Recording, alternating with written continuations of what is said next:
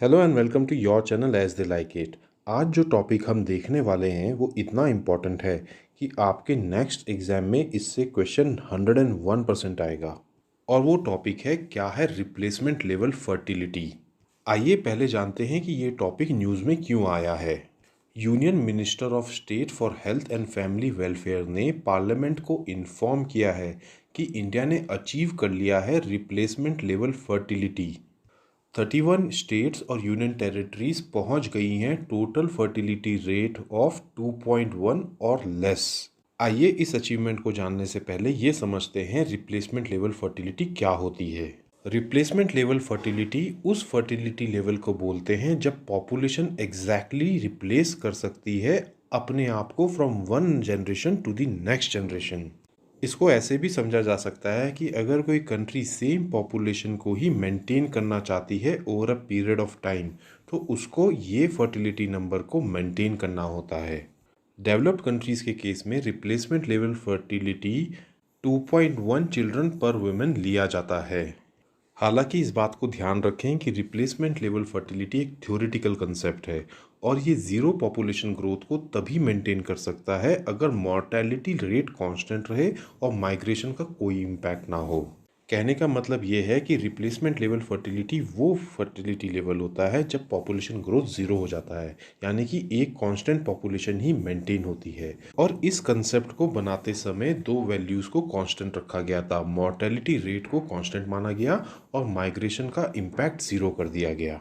आइए जानते हैं रिप्लेसमेंट लेवल फर्टिलिटी को अचीव करने के क्या बेनिफिट्स होते हैं।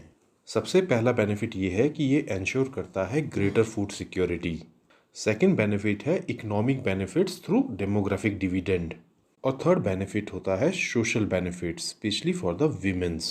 यहाँ पे ये बात भी जान लें कि इंडिया का टोटल फर्टिलिटी रेट डिक्लाइन हुआ है फ्रॉम 2.2 इन 2015-16 टू 2.0 इन 2019-21, जैसा कि fifth round of national family health survey में बताया गया है।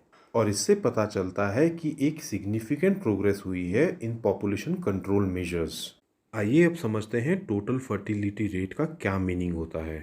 टोटल फर्टिलिटी रेट को अगर हम एक सिंपल भाषा में समझें तो टोटल फर्टिलिटी रेट उस एवरेज नंबर ऑफ चिल्ड्रन को बोलते हैं जो कि एक वीमेन को बॉर्न होते हैं इन हर reproductive years.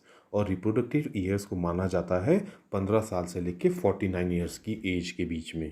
Total fertility rate एक इम्पॉर्टेंट फैक्टर है in determining the population growth and demographic stability of a country.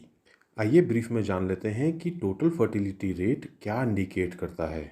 United Nations population divisions के हिसाब से अगर TFR 2.1 से कम है तो ये इंडिकेट करता है कि एक जनरेशन इनफ चिल्ड्रन नहीं प्रोड्यूस कर रही है टू रिप्लेस इटसेल्फ।